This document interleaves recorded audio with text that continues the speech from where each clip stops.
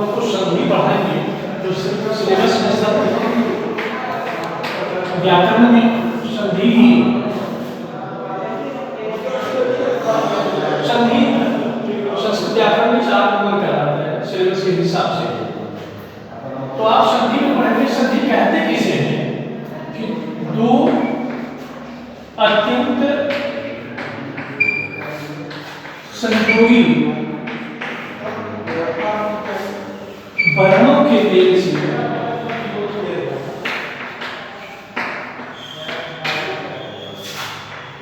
से जो विकार उत्पन्न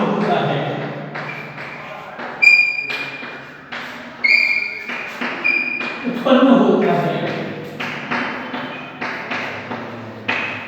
उसे हम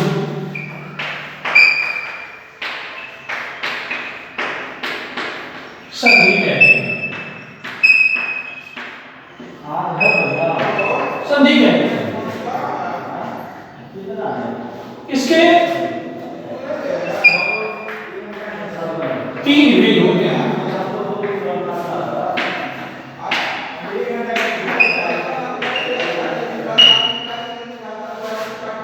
पहला स्वर संधि, दूसरा व्यंजन संधि, तीसरा विसर्ग संधि। स्वर संधि, व्यंजन संधि और विसर्ग संधि। सर्वप्रथम 2 अत्यंत संयोगी वर्णों के मेल से वर्ण किसे कहते हैं? वर्ण शून्य ध्वनि को कहते हैं जिसके टुकड़े या खंड ना हो अर्थात अखंडनीय ध्वनि को हम वर्ण कहते हैं।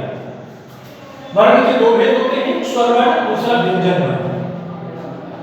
स्वर वर्ण के 3 भेद होते हैं, हर स्वर, ध्वनि स्वर और प्लुत स्वर। एक मात्रा भवेत् ह्रस्वः, द्विमात्रो ध्वनिउच्यते, त्रिमात्रो प्लुतोभयः, व्यंजनम चातुर्मात्र।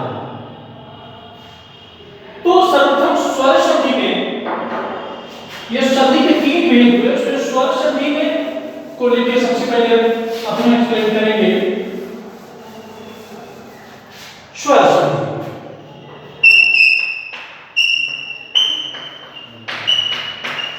पाठ्यक्रम में संधि और वर्ण संयोग ये दोनों का विवेचन है। वर्ण संयोग जब 2 वर्ण आपस में विकार सहित जुड़ जाए तो वह वर्ण संयोग कहलाता है। प्रश्न पूछे जाते हैं किमत्र पदे संधि व वर्ण संयोग। वहां विच्छेद करने के लिए नहीं किया जाता, बस ये स्पष्ट करना होगा कि जो जबरदस्ती विकार सहित जो जुड़ जाता है वह वर्ण संयोग होता है, जो नियम से जुड़ता है वह संधि होता है। तो स्वर संधि 2 स्वर वर्णों के मेल से, 2 स्वर वर्णों के मेल से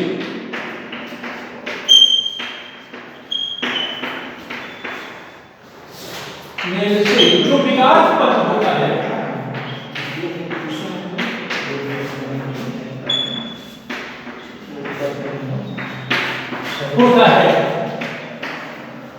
उसे हम स्वर संधि कहते हैं।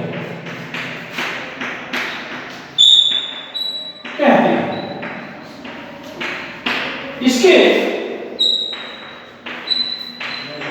5 भेद होते हैं। इसके 5 भेद होते हैं। पहला दीर्घ संधि, दूसरा यण संधि, तीसरा गुण संधि, चौथा वृद्धि संधि, 5वां आयादी संधि।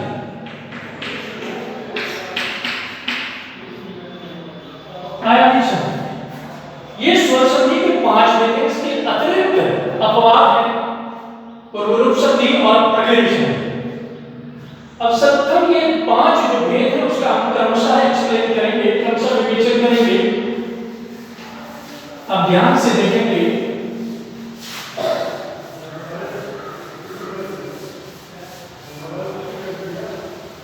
दीर्घ संधि, दीर्घ संधि,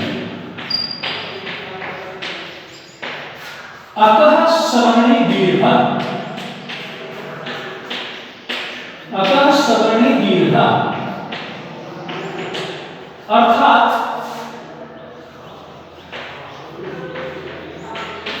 दो समान स्वर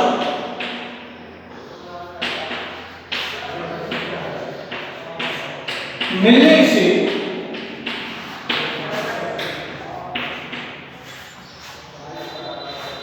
दीर्घ हो जाता है।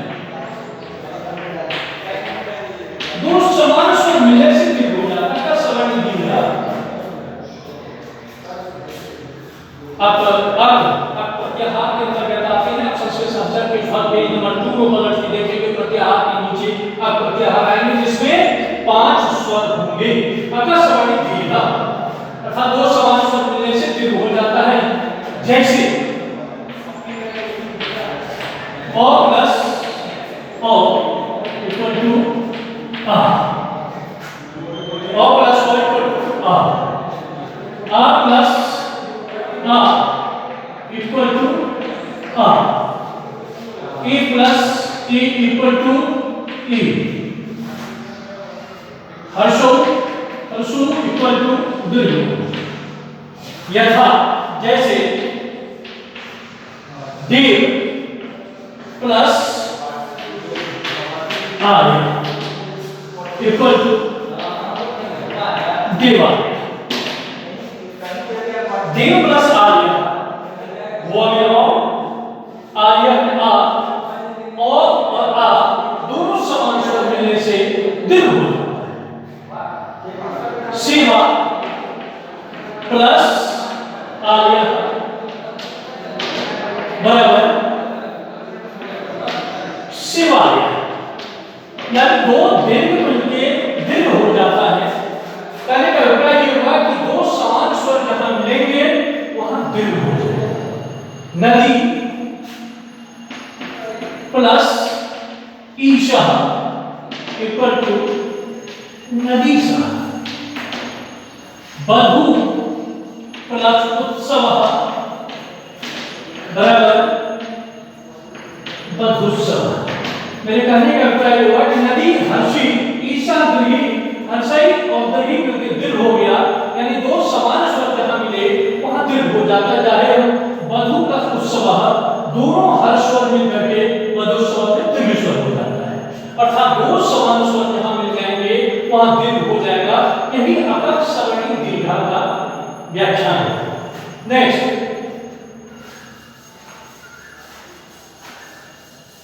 दूसरा हम लोग पढ़ेंगे यंग संधि। यंग संधि और अयामी संधि ये स्वर संधि के अंतर्गत दोनों महत्वपूर्ण संधि हैं और परीक्षा के लिए उपयोगी हैं। यंग संधि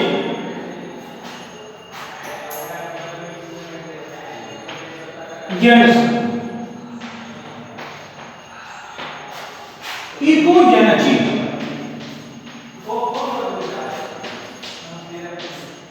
इकः स्थाने यनः स्यात्।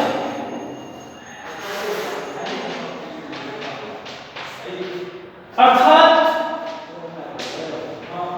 इनके परे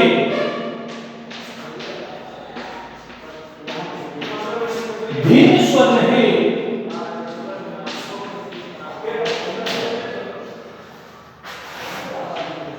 तो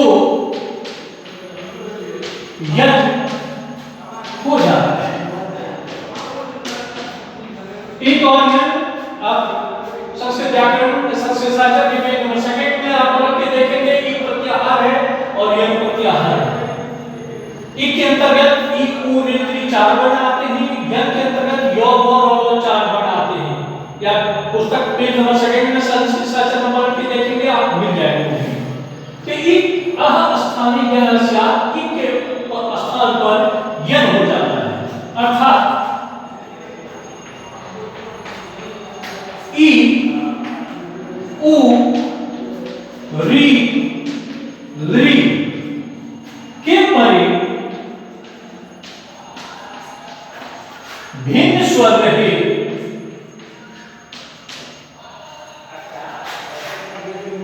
तो यन हो जाता है। तो य व र ल हो जाता है। एक और यन के अंदर एक के अंतर्गत एक उरेंद्री यन के अंतर्गत य व र ल और इसको सार बनाने के लिए बताया गया है। और पुस्तक में भी आप देखेंगे कि यही वर्ण मिलेंगे, अर्थात ई का य, उ का वो, री का रो, री का लो हो जाता है। ई का लो हो जाता है, उ का वो हो जाता है, री का लो हो जाता है और री का लो हो जाता है। अब हम ये जानना चाहेंगे कि ई का यो कैसे हो जाता है। इस चीज पर हम ध्यान देंगे, जैसे सारे रूप में बताया जाता है कि ताकि सारे बच्चे इस चीज को सही ढंग से समझ लें। नहीं तो संधि कैसे नियम के अनुसार कैसे तोड़े जाते हैं, कैसे बनाना, बिना नियम का यह स्पष्ट नहीं होता है। जैसे इति प्लस आदि बराबर इत्यादि। मैंने लिखा इति प्लस आदि बराबर इत्यादि। ये कैसे स्पष्ट होता है कि इति और आदि को जोड़ने से इत्यादि बनेगा, किस नियम से बनेगा। अब हम देखेंगे कि इति में ई स्वर है तो के साथ का हुआ है, आदि में आ स्वर है और समान स्वर है। अगर समान स्वर होगा तो दीर्घ हो जाएगा, और समान स्वर है अगर इति में ई हटा देते हैं तो आधा तो बचता है, और ई के बदले हमने बताया है यो हो जाता है। यो कर दिए, इधर आ है, आ कर दिए, वेदी है, इति बना दिए इत्यादि। हम ये समझ सकते हैं कि इति और आदि बराबर इत्यादि कैसे बनता है। अगर वो समान स्वर है तो ई का यो हो जाता है, समान स्वर होता है तो दीर्घ हो जाता है। तो ये संधि के नियम के खिलाफ। नेक्स्ट उ का वो सु प्लस आगतम बराबर स्वागतम। सु प्लस आगतम बराबर स्वागतम। ये हम जानना चाहेंगे कि सु प्लस आगतम बराबर स्वागतम कैसे बनता है। इस चीज को ध्यान रखेंगे और समझेंगे कि आखिर किस प्रकार बोला जाता है, तब हम इसे आगे समझ सकते हैं।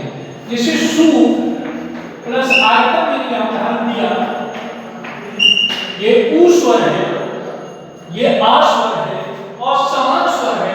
उ को यहां से हटा देने के बाद स्व होगा, उ के बदले वो होगा। ये आ है, गतम का गतम कह दिया, स्व यानी उ चेंज हो जाता है वो में। नेक्स्ट है री का रो, धात्री प्लस अंश बराबर